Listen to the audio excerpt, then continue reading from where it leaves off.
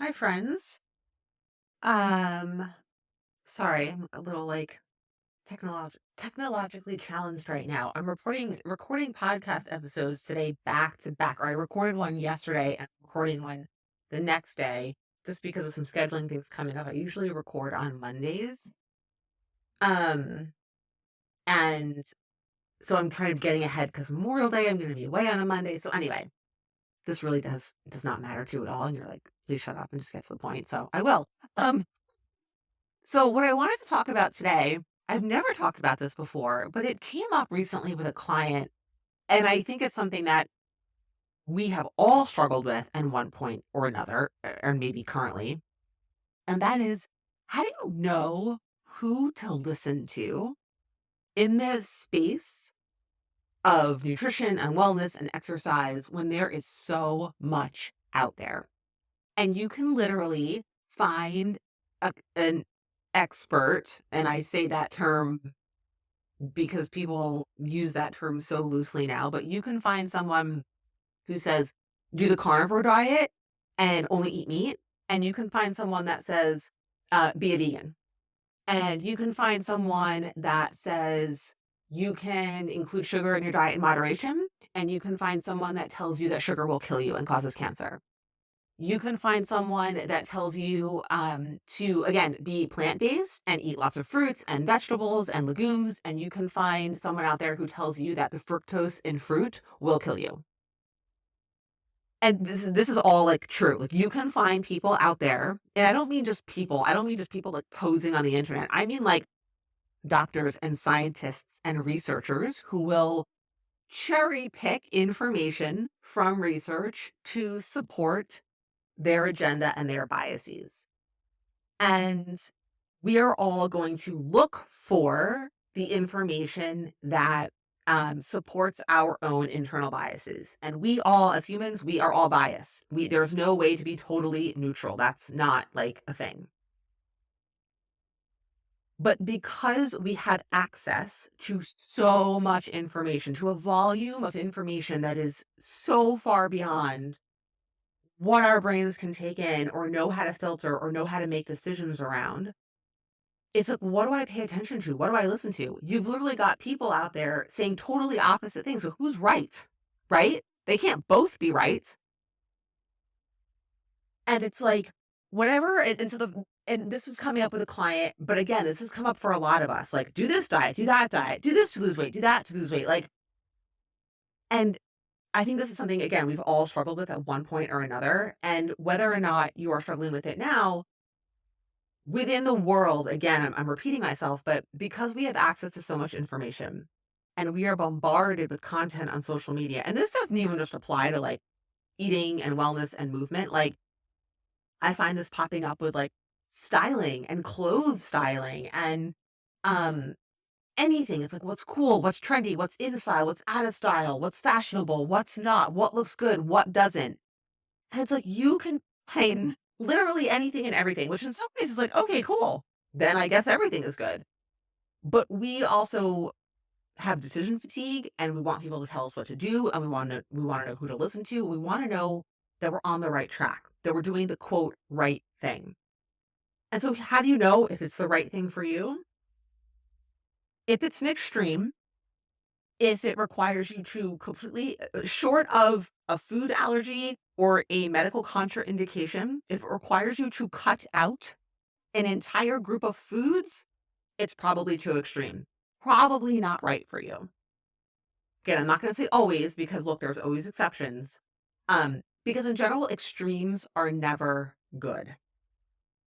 Humans are not designed to live with extremes. We are designed to live like in the messy middle. Our brains don't necessarily like that. Our modern society has taught us to very much be in the extremes, even if it's kind of like masked as something else. Um, and so right off the bat, if this sounds extreme, if it's cutting out one or multiple groups of food, or if telling you to only do this type of exercise or only do that type of exercise, or to not exercise at all, by the way, when you're on Optavia and isogenics, they tell you not to exercise. I mean, right off the bat, boom, like we know that's a problem. Um, that's a red flag.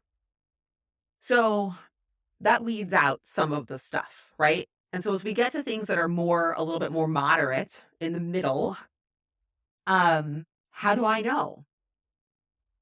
You know by paying attention to yourself. How am I feeling? Right? And that sounds kind of generic. So I'm going to give you some specific things to pay attention to. What is your strength like? Are you getting stronger or weaker or staying the same? What are your energy levels like? Are they consistent? Are they rising and falling? Are they fluctuating? Are they all over the place? Do you consistently have high energy or low energy? What's happening there? What's your mood like? Now, yes, there are a lot of factors that can impact mood, but exercise and food actually play a way bigger role than you think. And when you are doing something extreme with either one of those, it's going to impact your mood. So, are you finding yourself that have like consistently a crappy mood, consistently a good mood, peaks and valleys of irritability and good moods? Like, what's happening there? What's your hunger like? How often are you getting hungry? What type of hunger? Are you able to satiate that hunger? And what are your cravings like? How often are you getting cravings for things? How are you satisfying them? How are you able to respond to them? Are you feeling kind of controlled by those cravings? So those kind of 5 categories, and by strength, I kind of mean like, how are you feeling in your body, right? We could kind of actually build on that a little bit. Like, how are, and the strength maybe isn't the right word. Just like, what's my overall, feeling like physically? Am I having pain? Am I stiff? Am I sore? Am I able to move? Am I able to do the things that I want to do freely without restriction, without being worried I'm going to hurt myself, without being worried if I'm going to be able to do it?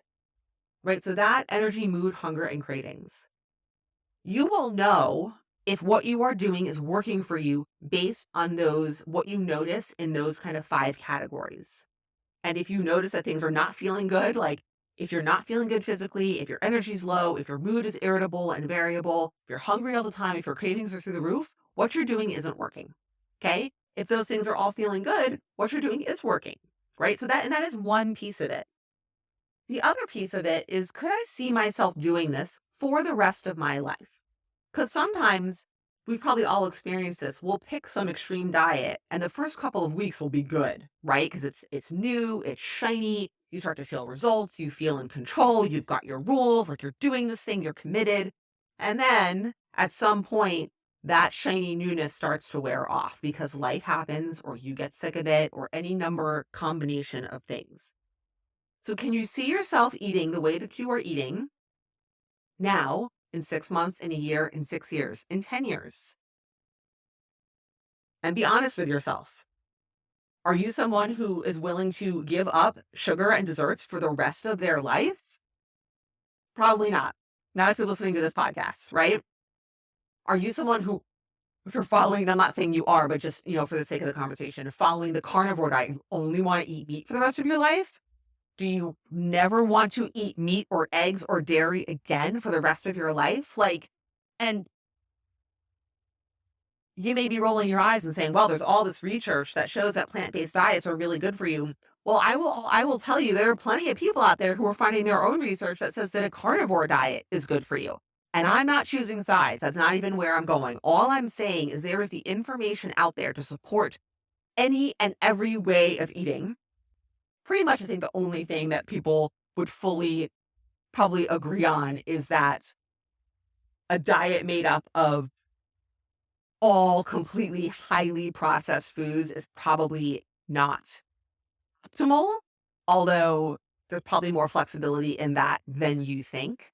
That's a separate topic. Kind of the conversation around processed foods and what they are and what they aren't and why. Anyway, I digress. So the other piece of this is your values. Do you know what's important to you? What does self-care look like for you? If you value health and self-care and kindness and compassion, and yet you are restricting foods to the point where it's impacting your mental health and you feel resentful, or you can't go out to eat at a restaurant, or you can't go to a party without freaking out about what you're going to eat, is that way of eating really in alignment with your values? Whether or not it lines up with someone's scientific research-backed recommendation, right? You have to check in with you. We are just so blindly following what someone says because they show us some cool before and after photo. They show us some research, which we don't even know how to read research. And just because someone says that research says something does not mean that it's high quality research, or that that that insight or that takeaway can be applied to people, right? Research is done obviously not always on humans, and it is done with very small groups of people who are coming in with different backgrounds, may have, different contraindications. Like, it's so complex that just because someone says that research said this thing, that doesn't mean anything. That doesn't mean that you just blindly go and do that thing. You have to be getting that from a very trusted source, from a person who knows how to read research and doing it in as unbiased of a way as possible. We need to do more questioning and less blindly following of what we see out there. And more is not better. Listening to a million different podcasts and reading a million different books and following all these people on social media is not making it easier for you. It's making it harder. You've got to come back to your values, to getting clarity on what you know is important to you and what makes you you. And are you taking action in alignment with that? You got to get radically honest with yourself. And then using kind of like these biometrics, these biometric indicators of how am I feeling on this thing? How's my body feeling physically? What's my energy, my mood, my hunger, and my cravings? Noticing where those 5 markers are at will give you a ton of information about whether or not what you're doing is working for you. Not what it did for your best friend, not what it did for those before and after pictures and strangers on the internet, not what it did in the research in a closed and very closely monitored environment. How is it working for you in real life? For your physical health and your mental health, right? That's why we include mood in that. Is a very important part of this. So that's really what I wanted to say about this is there's just so much that in a volume of information is beyond why words can capture between social media, books, podcasts, TV shows, Netflix specials. I mean, it seems like every 2 months Netflix is coming out with a new food documentary and people just jump on the bandwagon. I used to do that too. You have got to be a lot more discerning and you have got to pay attention to what works for you and you've got to be looking out for extremes. And so if you struggle with who do I listen to? What do I do? This is the approach that I would take. This is what I do. This is how I focus my time, energy, and attention. And yeah, that's really what I wanted to share with you today. Reach out with questions, thoughts, comments, concerns, and I'll see you next week.